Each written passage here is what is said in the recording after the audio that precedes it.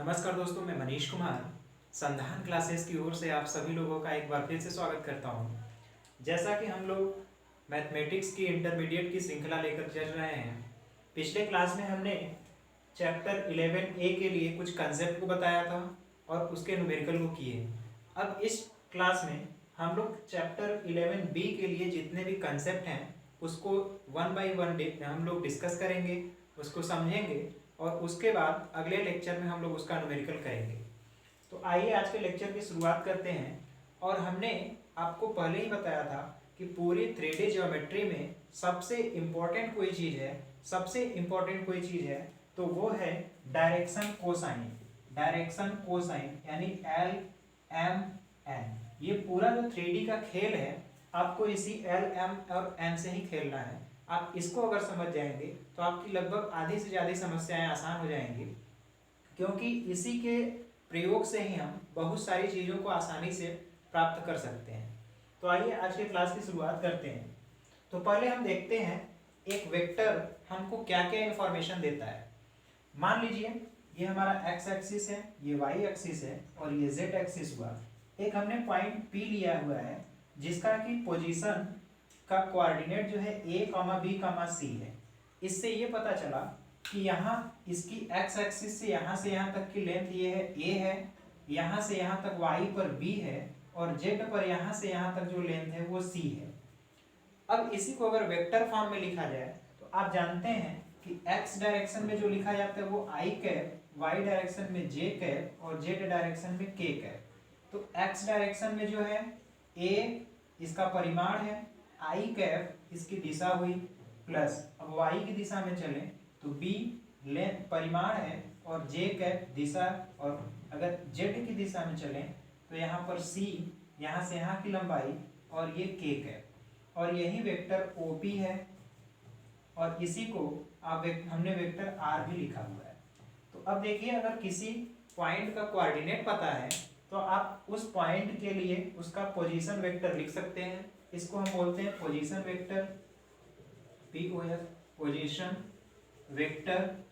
Position vector आप आसानी से लिख देंगे अगर कोई भी पॉइंट का कोऑर्डिनेट दिया हुआ है, या फिर किसी अगर कोई वेक्टर दिया हुआ है तो इस वेक्टर से आप उस पॉइंट का कोऑर्डिनेट निकाल सकते हैं। यानी कि जो कोफिशिएंट है वेक्टर का, कोफिशिएंट ऑफ वेक्टर ये बताएगा, ये कोऑर्डिनेट को शो करेगा। पहली इंफॉर्मेशन हमें यहाँ से मिली कि वेक्टर का जो कोफिशिएंट है वो पोजीशन वेक्टर के कोऑर्डिनेट को शो करेगा। दूसरी इंफॉर्मेशन देखते हैं, अगर ये वेक्टर R है तो इसका मॉड ये होगा अंडर रूट कोफिशिएंट के स्क्वायर का सम होगा। अब हम मान लेते हैं कि ये जो हमारा वेक्टर R है वो x एक्सिस से अल्फा कोण, y एक्सिस से बीटा और z एक्सिस से गामा एंगल बनाता है। तो इस स्थिति में अगर हम cos अल्फा निकालना चाहें तो cos थीटा बराबर होता है आधार बटे कर्ण। तो आधार यहाँ से यहाँ तक a है और बटे कर्ण जो है a स्क्वायर प्लस कर्ण जो है आप यहाँ से देखिए मॉड ऑफ r होगा, मॉड ऑफ r, और मॉड ऑफ r कुछ और नहीं है a square plus b square plus c square, ये हुआ। लेकिन आप जानते हैं कि cos अल्फा जो वैल्यू होती है इसको हम L बोलते हैं। ये पहला डायरेक्शन कोसाइन है, यानी L बराबर a by under root a square plus b square plus c square. ये हम पहले क्लास में भी देख चुके हैं। इसी तरीके से अगर m लिखना है यानी कि cos बीटा अगर हमें देखना है तो इसको m कहेंगे, और ये बीटा है तो आधार बटे कर्ण यानी कि b by under root a square plus b square plus c square, and cos gamma equal n होगा और c by under root a square plus b square plus c square. यहाँ तक की बातें क्लियर हुई। यानी कि आपको पोजीशन वेक्टर से पोजीशन का कोऑर्डिनेट पता है तो आप वेक्टर भी लिख सकते हैं, और इस वेक्टर से आप देखिए एल एम एन यानी कि इस वेक्टर का डायरेक्शन कोसाइन भी आप निकाल सकते हैं, डायरेक्शन कोसाइन। अब यहाँ ए बी सी एक और चीज को डिनोट करता है, वो है डायरेक्शन रेशियो, यानी कि direction ratio of vector R. Vector R का जो डायरेक्शन रेशियो होगा वो कुछ और नहीं है, इसके कोफिशिएंट ही हैं ए, बी और सी।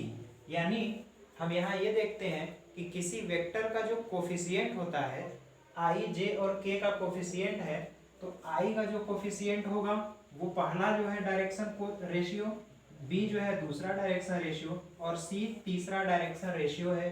क्योंकि इसी डायरेक्शन रेशियो से देखिए हमने डायरेक्शन कोसाइन भी निकाला है, और पिछले लेक्चर में भी हमने बताया था कि डायरेक्शन रेशियो से डायरेक्शन कोसाइन निकालने का ये फार्मूला है। तो इस तरह से हमने यहाँ तक देखा। अब हम एक एग्जाम्पल के तरीके से आपको समझाते हैं। अगर मान लीजिए एक वेक्टर r बराबर 3i minus 4j plus 5k है। अब इसका आपको अगर पोजीशन कोऑर्डिनेट निकालना है, यानी कि निर्देशांक, तो 3 माइनस 4 और 5 ये तो उस पोजीशन कोऑर्डिनेट है गए, पोजीशन के कोऑर्डिनेट हो गए। और अगर इसका LMN निकालना है तो L बराबर होगा A, तो A ये हुआ A बाई अंडर रूट 3 का स्क्वायर प्लस माइनस 4 का स्क्वायर प्लस 5 का स्क्वायर, दैट इज 3 बाई 16 और 9 25, 25 और 25 50, यानी अंडर रूट 50 हुआ। इसी तरह m जो होगा वो होगा minus 4 by under root 50 and n जो होगा वो 5 बाई अंडर रूट 50। आप इसको सिंप्लीफाई भी कर लीजिए।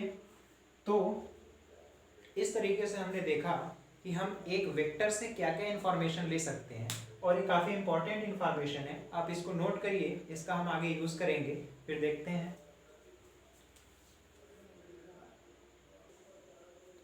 आइए हम देखते हैं कि सरल रेखा का सदिश समीकरण।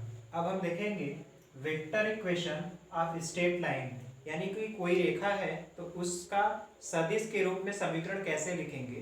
तो उसके लिए किसी भी रेखा के समीकरण के लिए हमें दो चीज चाहिए होगा, या तो एक पॉइंट चाहिए और दूसरी चीज चाहिए LMN।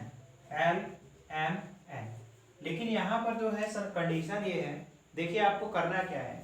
यहाँ पर एक वेक्टर B दिया हुआ है और एक पॉइंट A दिया हुआ है जिसका पोजीशन वेक्टर ये है। आपसे ये कहा जा रहा है कि आप वह सदिश का समीकरण बताइए जो कि सदिश B के तो समांतर हो। तो अगर आपसे ये पूछा जाए, ये ना दिया जाए, आपसे कहा जाए कि वह सदिश बताइए जो वेक्टर B के समांतर है, तो या तो वेक्टर ये होगा, या ये है, या ये है, ये भी हो सकता है, ये भी हो सकता है। यानी number of infinite number of vector होंगे जो कि वेक्टर B के पैरेलल होंगे। लेकिन आपको फिर एक कंडीशन दी जा रही है कि आप इन सब में से वह वेक्टर बताइए जो कि इस पॉइंट से होकर के जाता है, जो कि जो वेक्टर A का पोजीशन वेक्टर ये है, यहाँ से हो करके जाए, तो यहाँ से हो करके जाने वाला केवल और केवल एक ही वेक्टर होगा। आपको इसका समीकरण बताना है। तो हम मान ले रहे हैं कि ये जो वेक्टर है ये वेक्टर B का कुछ गुना हो सकता है। तो हमने मान लिया ये n गुना है, n ऑफ वेक्टर B, यानी वेक्टर B का n गुना। अब n प्लस भी हो सकता है, माइनस भी हो सकता है, हाफ भी हो सकता है, कोई भी इंटीजर हो।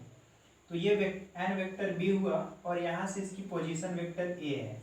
तो अब ये टोटल जो हमारा वेक्टर हुआ कंबाइंड फॉर्म में, इसी को हम ये वेक्टर R लिखते हैं। और वेक्टर R जो है वो है क्या, vector A plus n of vector B।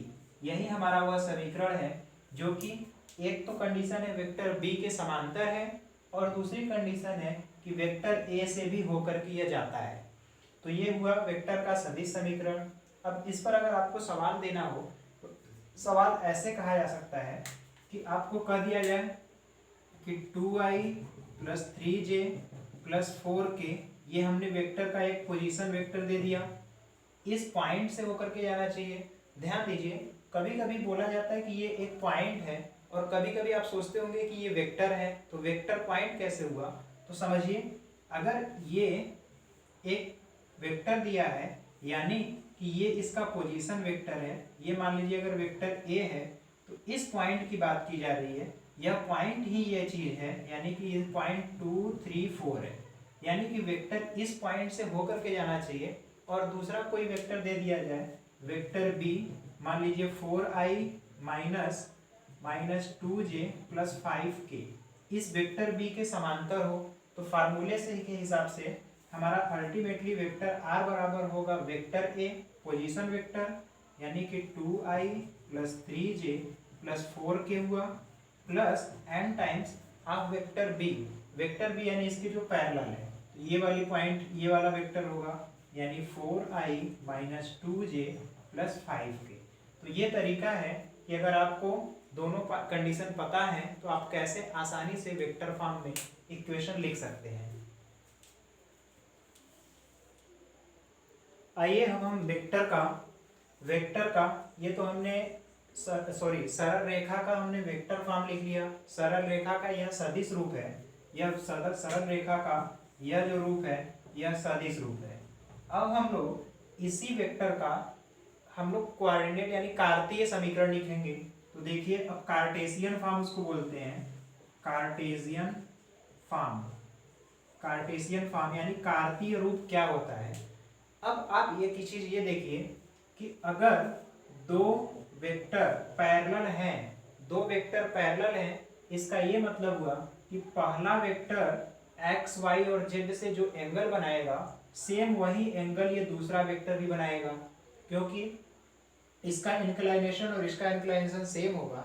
यानी कि अगर ये मान लीजिए वेक्टर ए है ये वेक्टर बी है जो कि 4i minus 2j plus 5k है, तो जो एंगल ये बनाएगा वेक्टर वही एंगल ये भी बनाएगा।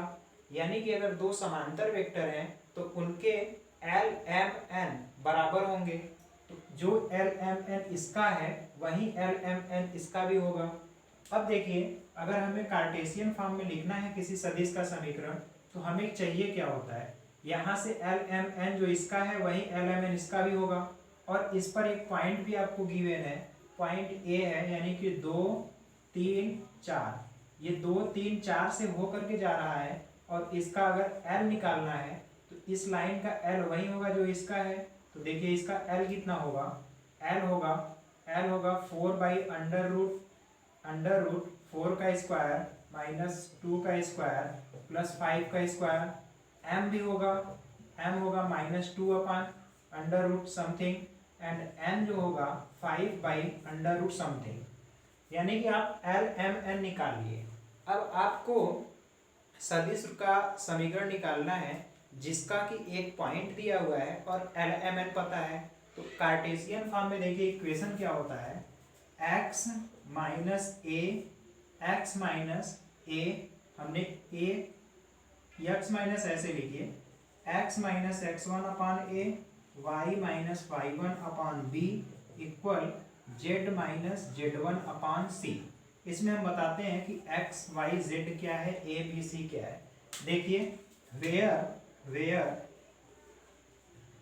x1 y1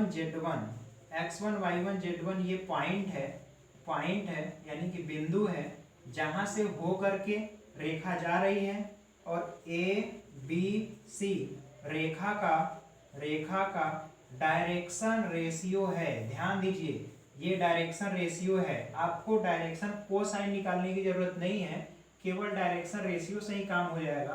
तो इसके लिए डायरेक्शन रेशियो देखिए, a जो होगा 4, b जो होगा -2 और c जो होगा 5 होगा। तो अब अगर हमें इक्वेशन लिखना है जो यहाँ से जाए और जिसका डायरेक्शन रेशियो ये है, तो कार्टेशियन फॉर्म में देखिए इक्वेशन क्या होगा, ये हमारा x1 y1 z1 है, x1 y1 z1। तो x माइनस x1 की जगह 2 बटे a की जगह 4 बराबर y माइनस y1 की जगह 3 है बटे -2 बराबर z माइनस z1 यानी 4 बटे, आप देखिए 5 होगा। तो ये भी एक उसी रेखा का सदिश समीकरण है, लेकिन ये कार्तीय रूप है और ये सदिश रूप है।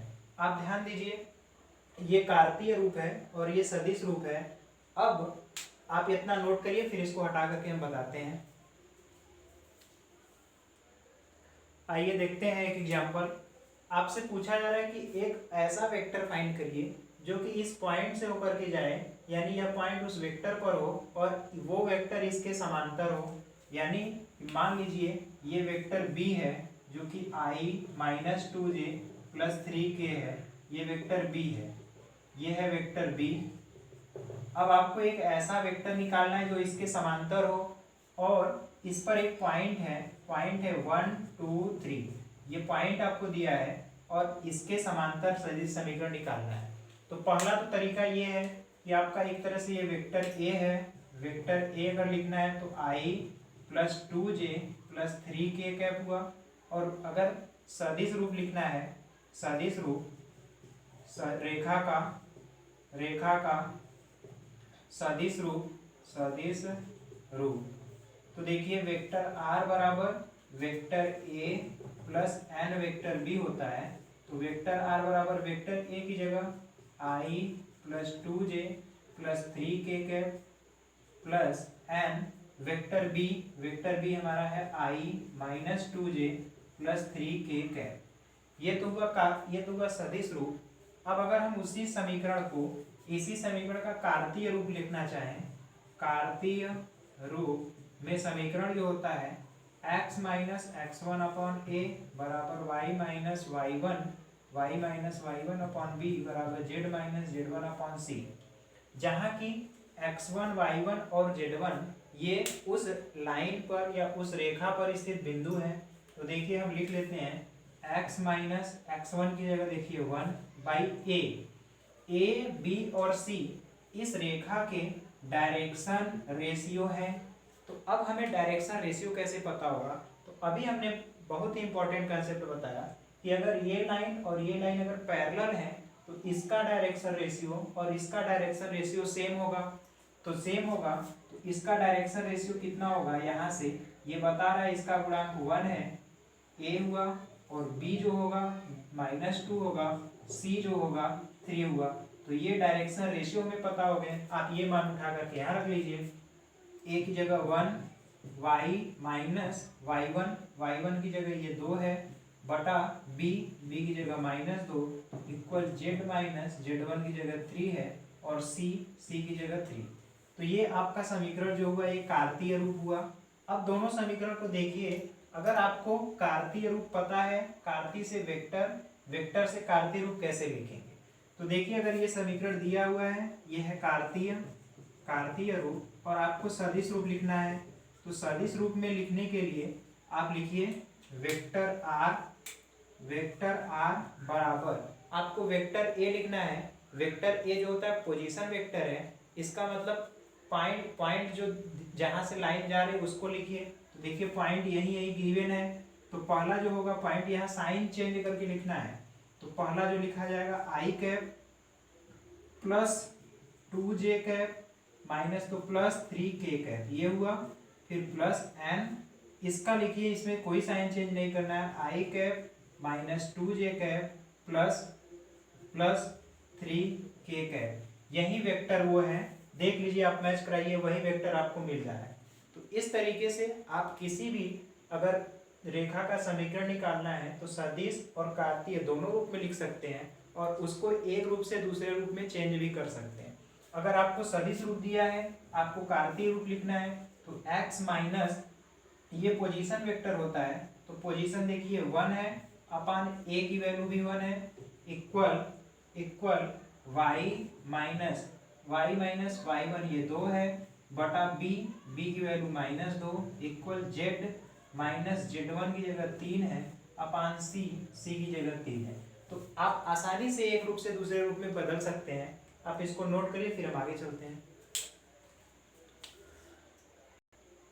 आइए अब हम देखते हैं कि दो बिंदु से जाने वाले रेखा का सदिश समीकरण कैसे लिखेंगे। यानी कि आपको दो पॉइंट दे दिया गया, इन दोनों पॉइंट से होकर के कोई लाइन जा रही है तो उसका समीकरण कैसे लिखा जाएगा। तो अब पहले हम ये बता दें कि अगर आपको दो पॉइंट पता है तो उसका डायरेक्शन रेशियो क्या होगा। तो इस लाइन का जो डायरेक्शन रेशियो होगा ये इसका डिफरेंस होगा x2 माइनस x1, जो b होगा y2 माइनस y1 और जो c होगा वो z2 माइनस z1 होगा। तो ये हुआ आपका डायरेक्शन रेशियो। आपको डायरेक्शन रेशियो पता हो गया। अब हम इस लाइन का चाहे तो एल एम एन भी निकाल लेंगे, लेकिन अभी हमें कोई ज़रूरत नहीं है, आगे इसकी ज़रूरत पड़ेगी। तो अब जान जाइए कि अगर दो पॉइंट गिवन है तो तो हम डायरेक्शन रेशियो भी निकाल सकते हैं, और जब डायरेक्शन रेशियो पता हो गया तो डायरेक्शन कोसाइन भी फाइंड हो जाएगा। अब ध्यान दीजिए, हमारा जो पहले तरीका था इक्वेशन लिखने का, x minus x1 upon A y minus y1 upon B equal z minus z1 upon C, ये हमारा पुराना तरीका है। आप इसी को ऐसे भी लिख सकते हैं, जरूरी नहीं है कि यही वाला पॉइंट ऊपर लें, आप इसको ऐसे भी लिख सकते हैं x minus x2 upon A equal y minus y2 upon B equal z minus z2 upon C. आप ये काम करने के लिए फ्री हैं। अब ध्यान दीजिए, यहाँ पर a, b और c कुछ और नहीं है बल्कि यही वाली वैल्यू है, यानी x minus x1 upon x2 minus x1 equal y minus y1 upon y2 minus y1 equal z minus z2 upon z minus z1 upon z2 minus z1। ये लिखिए, चाहे आप ये वाला फॉर्म लिख लीजिए, x minus x2 upon x2 minus x1 y minus y2 upon y2 minus y1 equal z minus z2 upon z2 minus z1। आप किसी भी फॉर्म में लिखने के लिए स्वतंत्र हैं। आइए इसका हम एक एग्जांपल बताते हैं। मान लीजिए आपको एक इक्वेशन लिखना है, ये 3 है, 4 है, 5 है ये पॉइंट, और ये 2 है, 3 है, 4 है। इस दोनों पॉइंट से होकर के जाने वाला लाइन का इक्वेशन लिखना है। तो आप इस किसी को x1 y1 z1 x2 y2 z2 हो गया। अब इस पर हम एक पॉइंट ले लेते हैं x y z। अब इक्वेशन होगा x माइनस x1 की जगह 3 अपान x2 माइनस x1 तो 2 माइनस 3 y माइनस y1 4 बटे y2 minus y1 minus 3 minus 4 equal z minus z1 अपान 4 माइनस 5। तो ये आपका इक्वेशन हो गया। आप इसको सॉल्व कर लीजिए, या तो इसी को दूसरे तरीके से भी लिख सकते हैं, x माइनस x1 अगर आप इसको लिखना चाहते हैं x माइनस x2 के लिए तो x2 लिखिए, x माइनस x2 अपान ये भी माइनस 1 होगा, y माइनस y2 3 लिखना चाहें अपान माइनस 1 होगा equal this minus z minus z2 यानी 4 अपान माइनस 1। ये इक्वेशन और ऊपर वाला इक्वेशन में कोई चेंज नहीं है। आप ध्यान देखेंगे तो दोनों उस कंडीशन को सेटिस्फाई कर रहे हैं, यानी कि इस पॉइंट से और इस पॉइंट से दोनों लाइन जा रही है और दोनों के डायरेक्शन जो रेशियो हैं वो सेम ही देख रहे हैं आप लोग, मिलेगा। तो इस तरीके से अगर आपको दो पॉइंट गिवन है तो आप आसानी से दोनों पॉइंट से पहले आप डायरेक्शन कोसाइन निकाल लीजिए, डायरेक्शन रेशियो पहले निकालिए, फिर डायरेक्शन कोसाइन फाइंड कर लीजिए। जब डायरेक्शन कोसाइन फाइंड हो गया तो आसानी से आप ये इक्वेशन लिख सकते हैं। जब ये कार्टेशियन फॉर्म में इक्वेशन लिख जाएगा तो अगर आपको वेक्टर फॉर्म में इक्वेशन लिखना है तो आसानी से आप यहाँ से वेक्टर फॉर्म में भी इक्वेशन लिख सकते हैं। तो आप यहाँ तक नोट करिए, जैसे इसी का हमें वेक्टर फॉर्म अगर लिखना है तो वेक्टर फॉर्म का हमने तरीका बताया है कि वेक्टर आर बराबर vector A plus N vector B होता है। तो वेक्टर ए हमारा पोजीशन है, पॉइंट है, तो किसी भी पॉइंट का पोजीशन वेक्टर लिख लीजिए। जैसे इसका अगर हम लिख रहे हैं तो होगा 3i plus 4j plus 5k, ये हो गया position vector, plus N of vector B. Vector B का मतलब ये वाला पॉइंट लिखना है आपको, -i -j -k। तो ये आपका इसी का सदिश रूप हो गया। आप इसको नोट करिए, फिर हम आगे चलते हैं।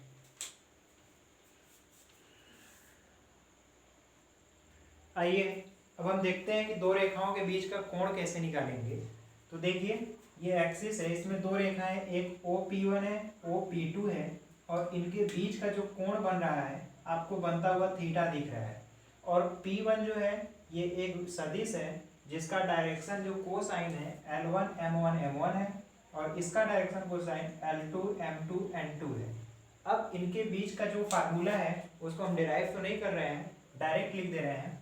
जो इनके बीच का एंगल के लिए फार्मूला है कॉस थीटा, जहाँ की थीटा इनके बीच का एंगल है, बराबर L1 L2 plus M1 M2 plus N1 N2। ये फार्मूला है इनके बीच के एंगल के लिए।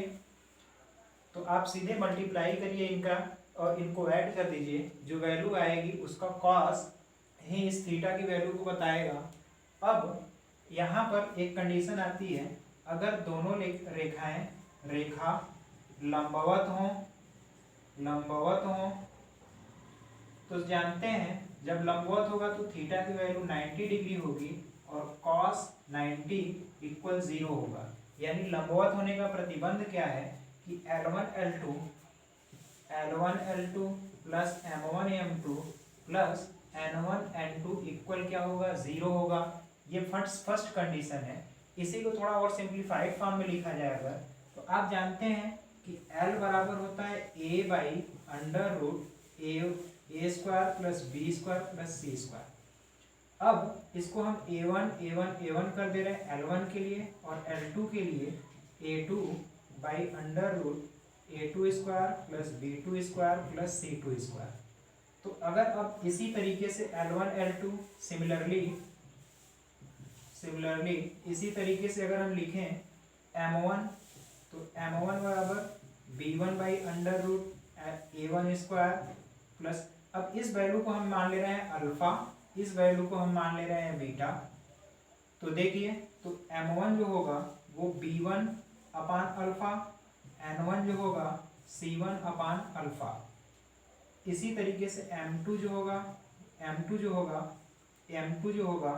b2 अपान बीटा और N2 जो होगा c2 अपान बीटा आप समझ सकते हैं। अब ये सभी वैल्यू अगर हम यहाँ उठाकर रखेंगे यानी होगा क्या L1 L2, तो L1 की जगह a1 अपान अल्फा और L2 की जगह a2 अपान बीटा प्लस M1 जो है b1 अपान अल्फा इंटू M2 जो है b2 upon beta plus N1 N2 c1 by alpha into c2 by beta equal 0 हुआ। अब देख रहे हैं डिनोमिनेटर सभी जगह सेम है यानी कि a1 a2 plus b1 b2 plus c1 c2 equal 0। यानी ये बहुत इंपॉर्टेंट रिलेशन हमें मिला।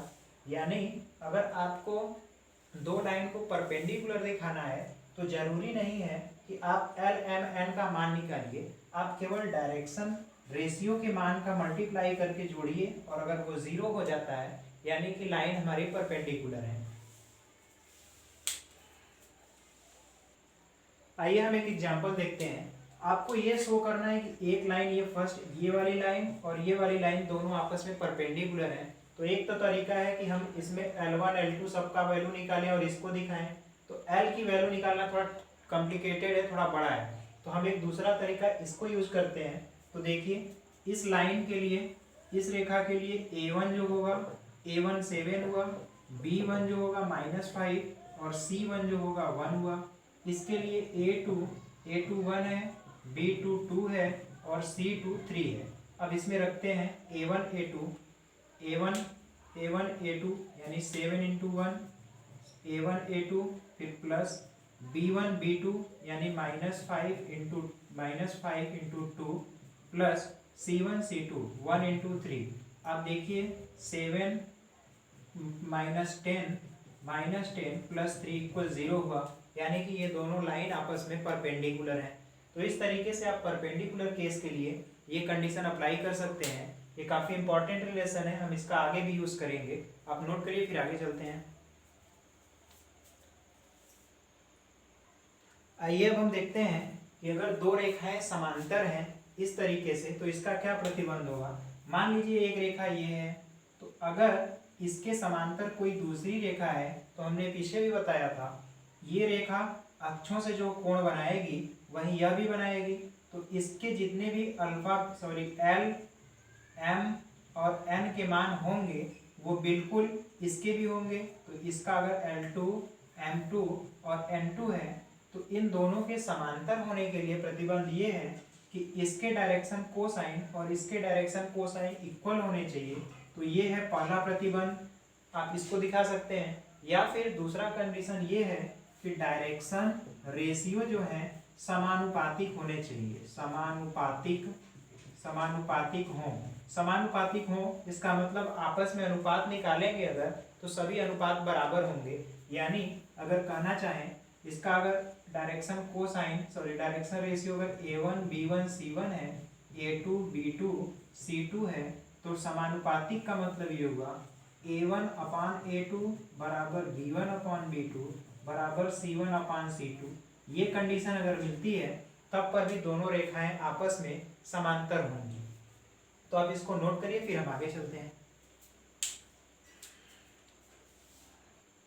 आइए हम एक और इम्पोर्टेंट कंसेप्ट की ओर चलते हैं। देखिए ये बहुत ही इंपॉर्टेंट कंसेप्ट है, इसको हम काफ़ी यूज़ करेंगे। और एक चीज़ और ही बता दें कि आपकी बुक में जो फार्मूले के बेस पर क्वेश्चन लगाए गए हैं आप उनसे क्वेश्चन लगाइएगा, लेकिन एक रियलिटी ये है कि दरअसल मैथमेटिक्स में आप अगर फार्मूले पर क्वेश्चन लगाते हैं तो आपका आंसर भले मैच कर जाए लेकिन आपका कंसेप्ट कन्फर्म नहीं होगा, आपको पता नहीं चल पाएगा कि ऐसा हो क्यों रहा है। और आप जब मैथमेटिक्स को विजुअलाइज करके करेंगे, इमेजिनेशन करके करेंगे, तब आपको और अच्छा भी लगेगा, आपका इंटरेस्ट मैथमेटिक्स में बढ़ता जाएगा और आपका जो मैथमेटिक्स के प्रति रुझान है वो भी बढ़ेगा और आपके कंसेप्ट में मजबूती आएगी।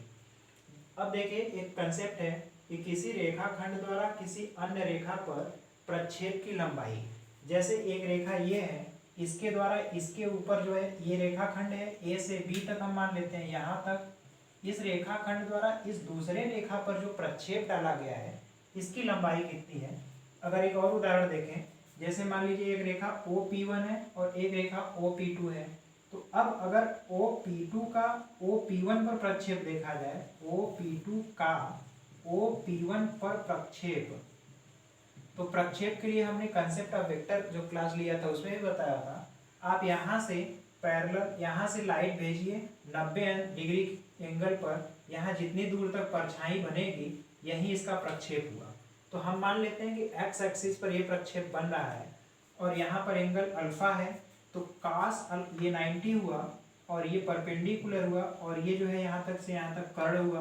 अब हम मान लेते हैं अगर ये x1 y1 z1 है और x2 y2 z2 है, तो cos अल्फा cos थीटा बराबर आधार, तो आधार OP1 हुआ, OP1 बटे कर्ड, ये पूरी लंबाई x2 माइनस x1 हुआ, ये cos अल्फा हुआ। इसी तरीके से देखेंगे cos बीटा जो होगा OP2 हम देख ले रहे हैं, ये x पर है, ये y पर होगा, OP2 अपन y2 माइनस y1। इसी तरह से cos गामा इक्वल OP3 अपान Z2 माइनस Z1, ये हुआ। अब टोटल जो प्रोजेक्शन होगा वो तीनों एक्सिस पर जो प्रोजेक्शन है उसका एडिशन होगा, यानी PQ टोटल जो है ये तो 2 डायमेंशन में है, OP1 OP2 OP3। अब यहाँ से वैल्यू अगर हम रख लेते हैं तो OP1 जो होगा x2 minus x1 cos alpha plus y2 minus y1 cos beta plus Z2 minus Z1 cos gamma, ये हुआ। अब हम जानते हैं cos अल्फा और कुछ नहीं है, इस रेखा का L है, यानी x2 minus x1 into L plus y2 minus y1 into m plus Z2 minus Z1 into n, ये टोटल PQ है, यानी कि टोटल लेंथ ऑफ प्रोजेक्शन।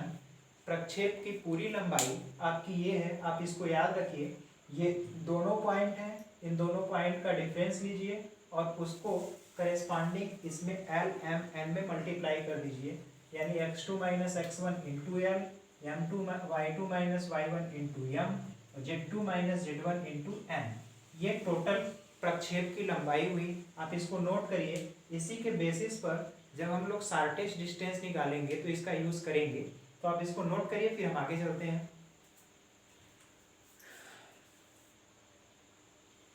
आइए अब हम लोग इस चैप्टर के लास्ट कंसेप्ट की ओर चलते हैं और इस पूरे क्लास का सबसे इम्पोर्टेंट और सबसे खूबसूरत कंसेप्ट यही है।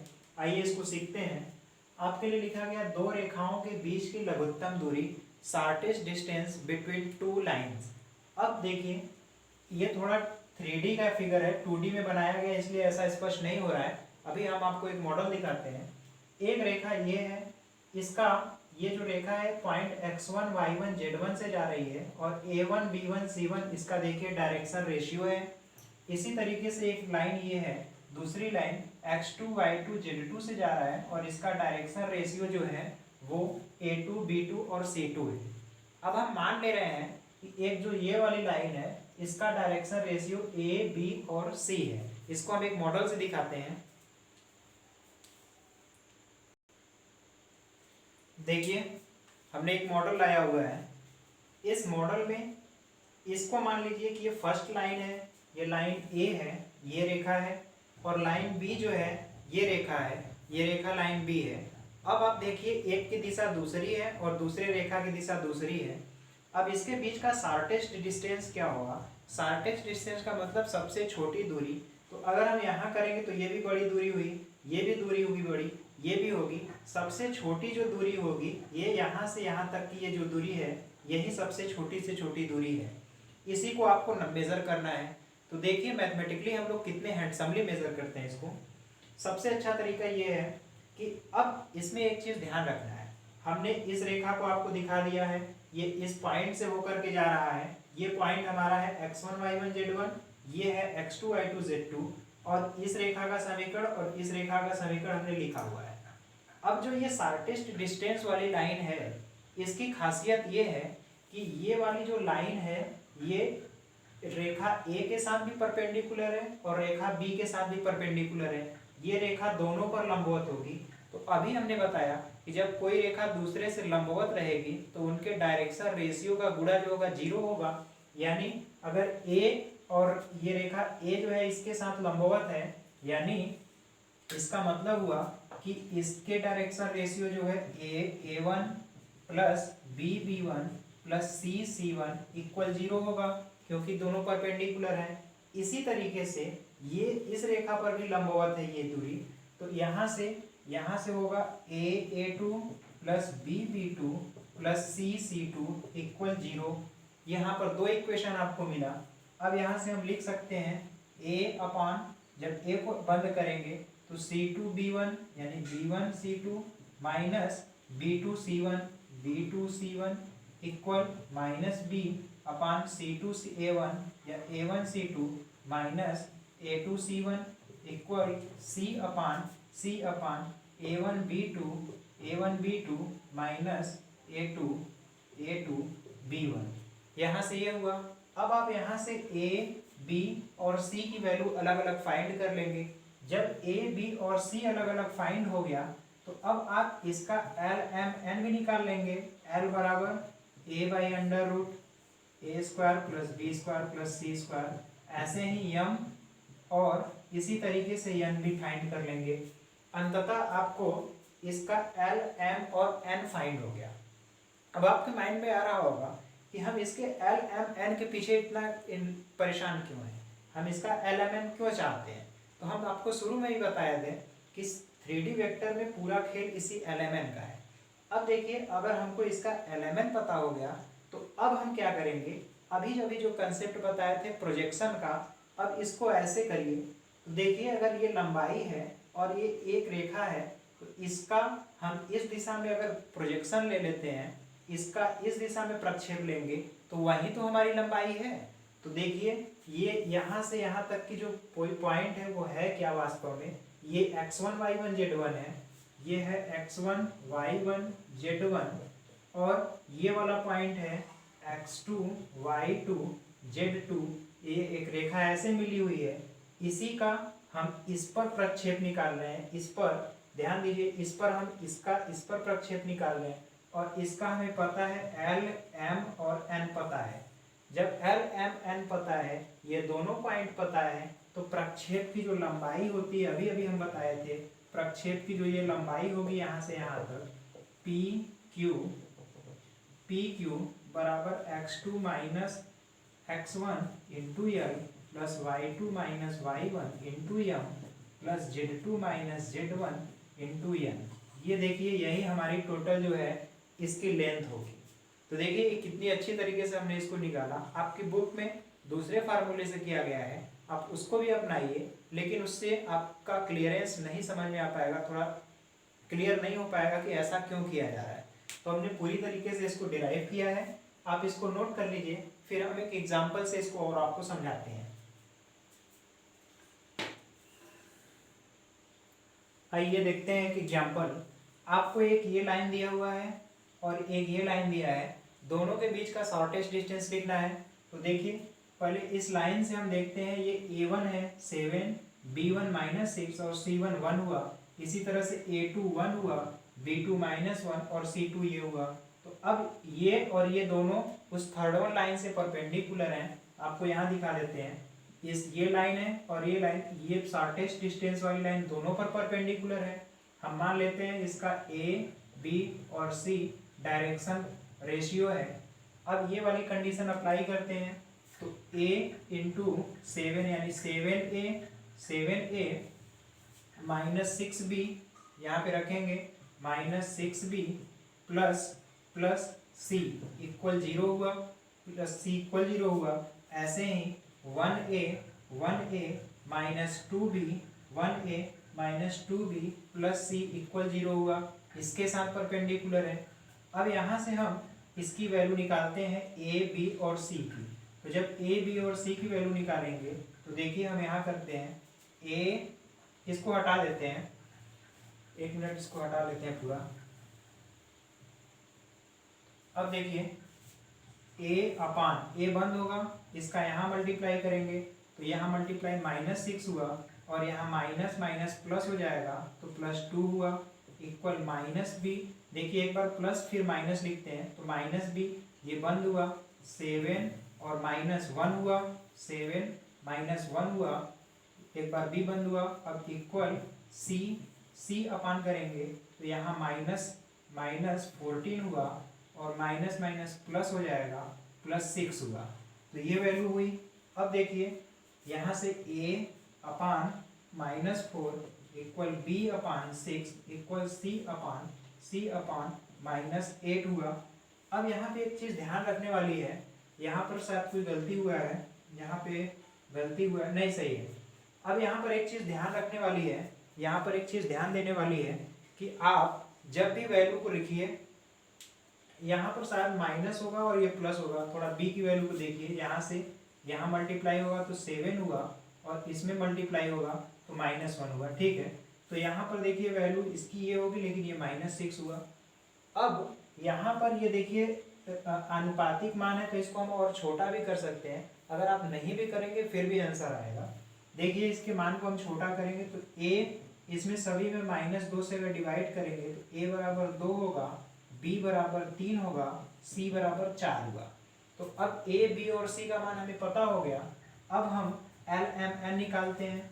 तो L बराबर A बाई यानी 2 बाई √2 का स्क्वायर 4, 3 का स्क्वायर 9 प्लस 4 का स्क्वायर 16 यानी कि 2 बाई √29 हुआ। इसी तरीके से M जो होगा B बाई यानी 3 बाई √29 और N बराबर 4 बाई √29। हमने L, M और N तीनों की वैल्यू फाइंड कर ली।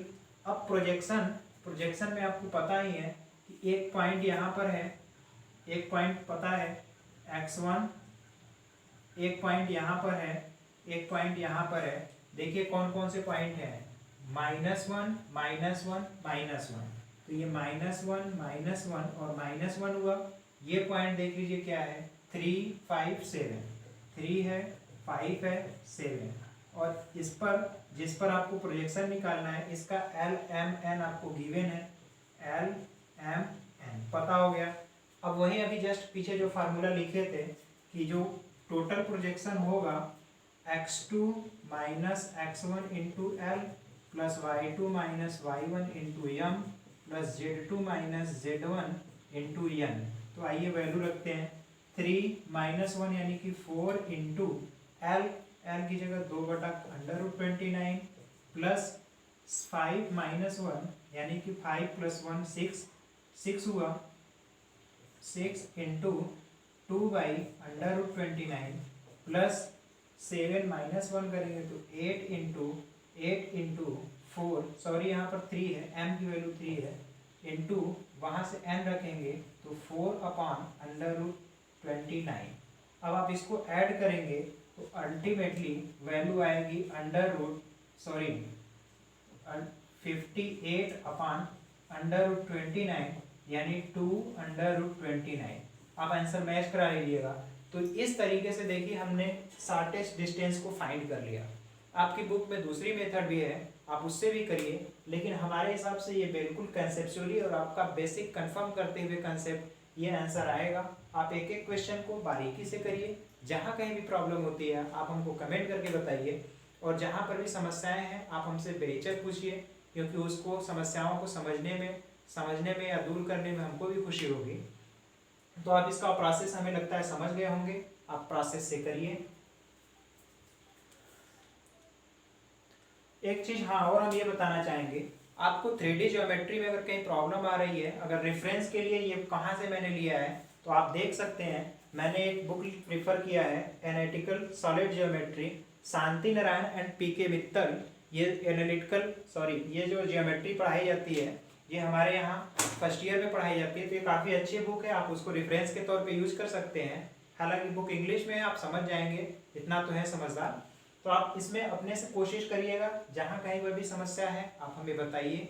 वैसे आज का हमारा आपका वीडियो देखने के लिए बहुत बहुत धन्यवाद। हमारा आपसे एक रिक्वेस्ट है कि आप इन सब वीडियोस को दूसरे लोगों तक पहुँचाइए, जिससे कि और लोगों को भी कंसेप्ट इम्प्रूव हो सके। होता ये है कि अगर कोई एक अच्छा सा सीख जाता है तो उसकी प्रक्रिया को आगे भी बढ़ाइए, दूसरों को भी सीखने में मदद करिए, क्योंकि बुक की रटी रटाई लैंग्वेज हमेशा काम नहीं आ पाती है। अभी इसी कंसेप्ट पर, इन्हीं सब कंसेप्ट पर जब हम प्लेन का इक्वेशन पढ़ाएंगे, आपको समतल का सदिश समीकरण या समतल के समीकरण पढ़ाएंगे, तो आप देखेंगे कि ये सभी कंसेप्ट कितने हेल्पफुल हो रहे हैं। वैसे आपको LMN के पावर अब समझ में आ रहा होगा जहाँ तक हमें लग रहा है, लेकिन जब हम लोग प्लेन पढ़ेंगे तो और आपको अच्छा लगेगा। इसी उम्मीद के साथ आपका एक बार फिर से बहुत बहुत धन्यवाद। जय हिंद।